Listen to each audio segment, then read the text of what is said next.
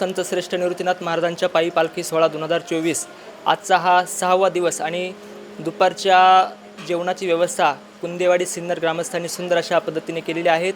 या गावचा खरा म्हणजे अशी एक पारंपरिक इच्छा आहे की गावामध्ये वारकरी आल्यानंतर प्रत्येक घरोघरी 5-6 वारकऱ्यांना बोलवलं जातं आणि सुंदर उत्कृष्ट पद्धतीनं आंबेरसाचं सर्व वारकऱ्यांना मंत्रोक्त असं जेवण घातलं जातं.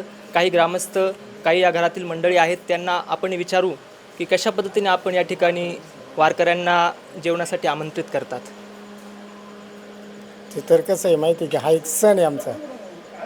सणाचं जसं असतं जेवणासाठी कुणीतरी पाहुणे पाहिजेत, कुणीतरी वारकरी पाहिजेत म्हणून आपण बोलवत असतो. आणि जवळपास किती वर्षापासून आपल्या या कुंदेवाडी गावामध्ये पालखी सोहळा आल्यानंतर हे आंबेरसाचं जेवण सर्व वारकऱ्यांना घातलं जातं आणि कशा पद्धतीने घातलं जातं? माझ्या लक्षात नाही किती वर्षापूर्वी, कारण मी जेव्हापासून आहे तोपासून तर चालूच आहे. 53 वर्ष माझं वय झालेलं आहे, तेव्हा जसं मला कळतं तसं चालूच आहे. आता तुम्ही काय सांगू शकाल?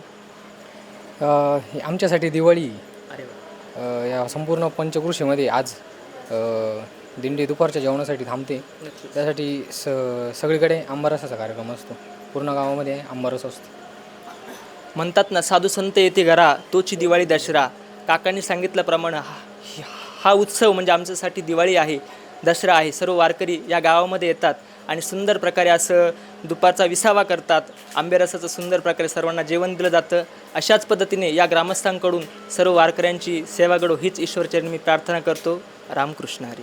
देही याची डोळा अनुभवूया निवृत्तीनाथांच्या संगे पांडुरंगाचा सोहळा. उत्तर महाराष्ट्र न्यूज नेटवर्क प्रस्तुत आनंदवारी.